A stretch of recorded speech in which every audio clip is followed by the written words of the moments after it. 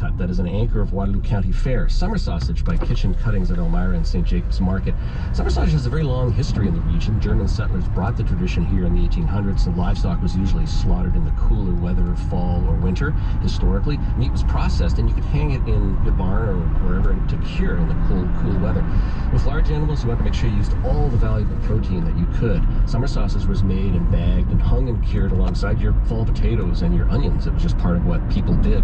You could have the beef in the summer then. The Kitchen Cuttings has beef and pork varieties. It smokes for a week. It hangs for a couple of weeks. It doesn't need to be refrigerated. That's really cool. It's a cotton bag that protects it. As long as it's kept dry, it can stay out of the fridge. But if you want to keep it in the fridge, wrap it in brown paper and store it that way. Yeah. Awesome. Okay, every week, just before we let you go, there's a shout out, upcoming event, something we should look out for. What do you got? Yeah, Youth Food Market, brought to you by the Waterloo Region's School Food Gardens. They have a market on Saturday, this Saturday, 10 a.m. to 1 p.m. It's at the Centerville Chicopee Community Center. You can get more information at seeds.ca. Awesome. Thank you, Andrew. Thank you. And thank you for bringing the snacks. You're quite welcome. That is the Morning Edition's food columnist, Andrew Coppolino. He is today everyone's favorite person in this office. His online column will be posted on our website tomorrow morning as it's cbc.ca/KW. Here is some music now from Junate.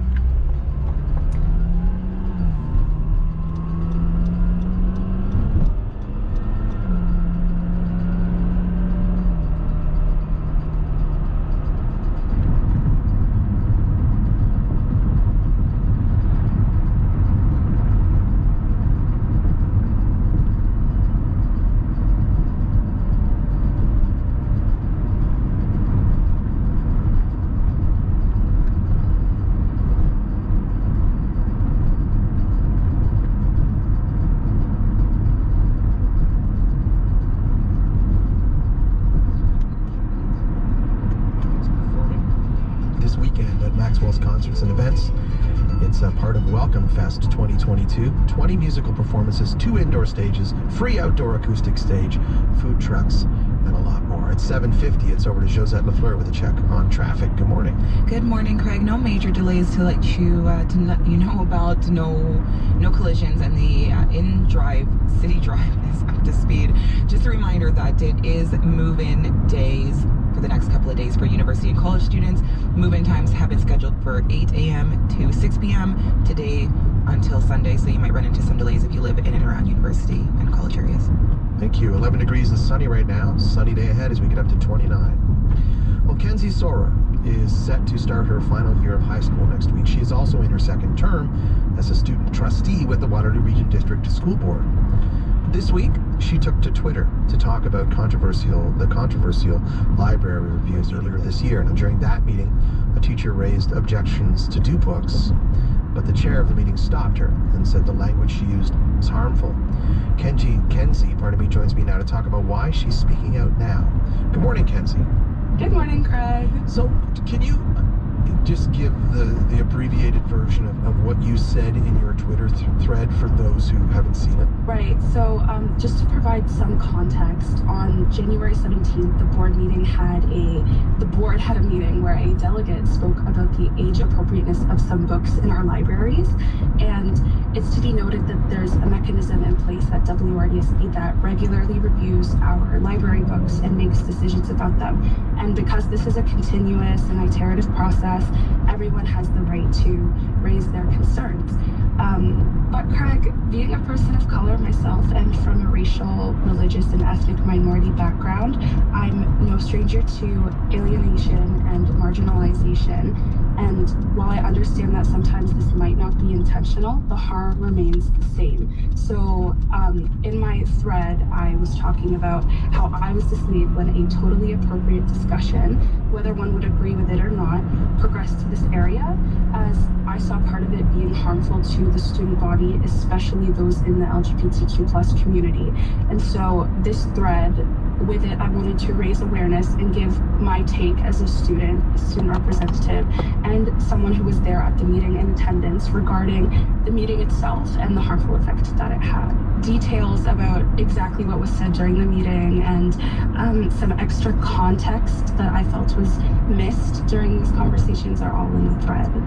So January, we're a bit removed from January now.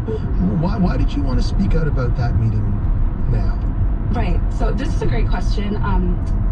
In the aftermath of the meeting, the board saw it fit not to post its recording or that of the following meeting that had a lot of pro-LGBTQ plus delegations who did a wonderful job in explaining what the problem was exactly. And in my opinion, this did little to limit exposure to the content that was deemed harmful and instead introduced two major issues.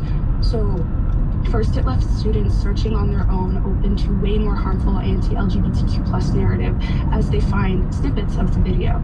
And then it also left many grown-ups completely oblivious to what was actually harmful about the discussion. And instead, all the discussions turned into political arguments. And excuse me, every time one of these discussions was opened, in my opinion, it added even more harm to the LGBTQ plus community, staff, and students who are already marginalized and vulnerable. So as I was just watching all of this unfold around me, I felt like now I wanted to put out something that included all the information about the meeting, add on top of that extra context, and then my overall take. How did it feel being one of the two student trustees sitting there listening to basically the effect on students?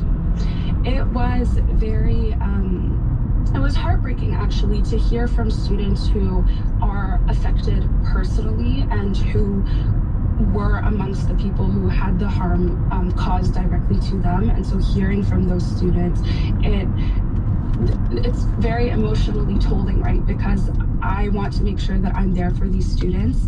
And I was even hearing from students who aren't necessarily directly harmed, but they're very much wanting to understand what happened. And so trying to help them navigate it, I felt like posting something like this was very important to help those navigating get through it, but then also those who are harmed and are continuing to be harmed feel like they're being heard and that I can help, put out what actually happened.